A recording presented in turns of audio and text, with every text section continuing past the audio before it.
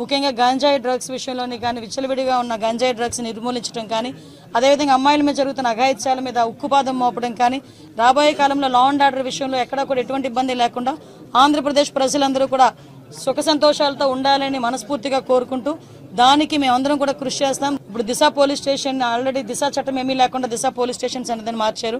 ఆ దిశ police station అనేది పేరు కూడా మార్చాలి. అట్ ద సేమ్ టైం చాలా ఇష్యూస్ ఉన్నాయి. పోలీస్ డిపార్ట్మెంట్ వాళ్ళు చాలా ఇబ్బందులు వాళ్ళు ఎదుర్కొంటున్నారు. డిపార్ట్మెంట్ వైజ్గా ఇబ్బందులు చాలా ఉన్నాయి వాళ్ళకి కూడా. ఈవెన్ ఇప్పటికీ కూడా కొన్ని పోలీస్ స్టేషన్లోని మినిమం ఎమ్యూనిటీస్ లేకుండా వాళ్ళు ఇబ్బందులు పడే పరిస్థితి కనిపిస్తూ ఉంది. ఒకటైతే క్లియర్, ఈ 100 days ప్లాన్లో కంపల్సరీగా గంజాయి డ్రగ్స్ రవాణా అన్నది మ్యాక్సిమం తగ్గిస్తాం. దాని మీదే మేమందరం కూడా వర్కౌట్ చేస్తాం. అక్రమంగా కేసులు బనాయించిన వాళ్ళు చాలా మంది ఉన్నారు, బాధితులు చాలా మంది ఉన్నారు. అవే కాకుండా ఎవరైతే వాళ్ళ తాలూకు అవినీతికి బలైపోయారో, వాళ్ళ తాలూకు అక్రమాలకి బలైపోయారో వాళ్ళు కనుక వచ్చి మా కేసు రీఓపెన్ చేయండి, మా కేసు మళ్ళీ చెప్పండి అంటే కనుక డెఫినెట్గా మేము ఆ కేసు రీఓపెన్ చేస్తాము. మళ్ళీ రీఎంక్వైరీ చేసి వాళ్ళకి బాధితులు ఎవరైతే ఉన్నారో వాళ్ళకి న్యాయం చేసేటట్టు చేస్తాం.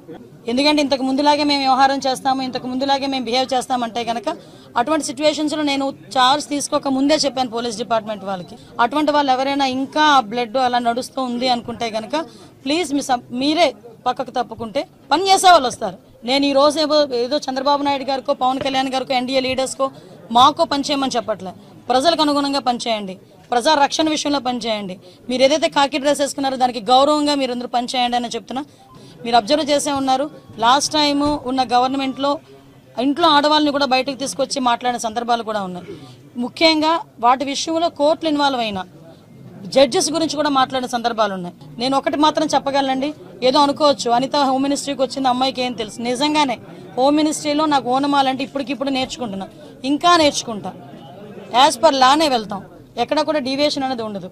ఎవరైతే తప్పు చేశారో తప్పు చేసిన వాళ్ళకి ఎట్టి పరిస్థితుల్లోనే శిక్ష మాత్రం పడుద్ది.